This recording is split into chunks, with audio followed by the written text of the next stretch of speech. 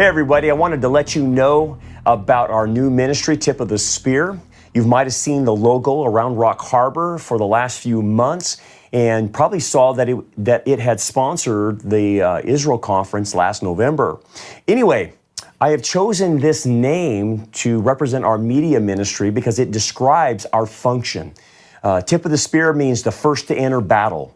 And as you know, Rock Harbor, our media ministry is the first to enter the battle of ideas out there on the internet and all the false beliefs and to contend for the faith. And furthermore, to be a watcher on the wall. We're all called to be a watcher on the wall.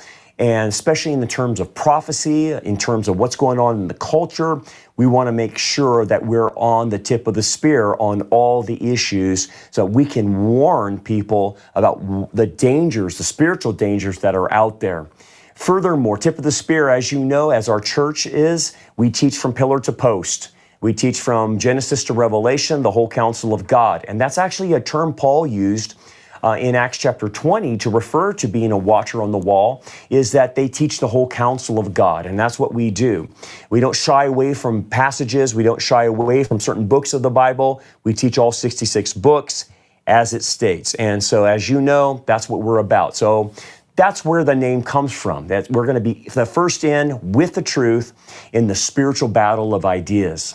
Secondarily, Tip of the Spear is going to be run as a 501c3 separate from the church. Now, the church is its own 501c3, but Tip of the Spear will have its own entity. And the reason we're doing that is for risk management.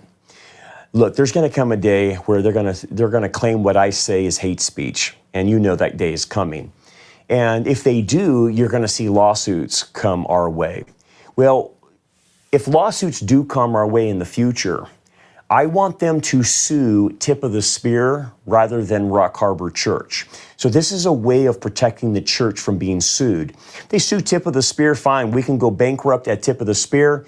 But man, if they sue Rock Harbor, they will deplete our savings and everything that we have in order to pay our bills, to pay our debts, in fighting, a legal lawsuit.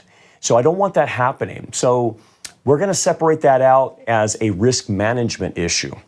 Thirdly, having a separate entity with Tip of the Spear helps us with allocating resources. One of the things, as you guys know, we're different than most churches. We have a two-pronged approach. We have our local church, our Jerusalem, but then we have our Judea, Samaria, and the other ends of the earth, and that's through our media ministry. We are very different in that respect because we reach worldwide, and we have a large audience that actually contributes to our ministry. I think the last time I looked, they contributed about $1.5 million to our budget. And so it's a significant source of ministry for us.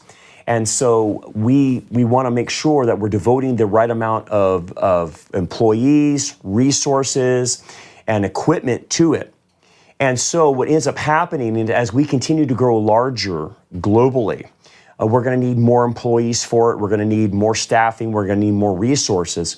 So what I decided to do is we start splitting that off from the church, because if not, the media ministry will start pulling the resources from the church. It will start pulling employees. It will start pulling budget numbers and stuff over to it. And I don't want that to happen. And again, we're not at the size of like a David Jeremiah that has a separate entity called Turning Point as opposed to Shadow Mountain, or even like the late Dr. Adrian Rogers, who had A Love Worth Finding versus his church, which was Bellevue Baptist, or even the late Charles Stanley that had In Touch, and then he ran First Baptist Atlanta. At some point, you have to separate the media ministry from the church because of the resource issue. Again, like I said, we're not there yet, but we need to do it now. So when that time comes, we'll have a clean break and we won't be pulling resources from the church over. So anyway, good stuff happening, very exciting things that are happening. This is what we call growing pains. And the growing pains means that good things are happening, but we're having to change a few things up so that we can meet the demands of what the Lord is doing for us, because apparently the Lord just keeps opening doors for us, and He's opening it not only here locally, but worldwide. So we got to take this next step to ensure not only did we take care of our Jerusalem here locally, but we're able to reach Judea, Samaria, and the other ends of the earth.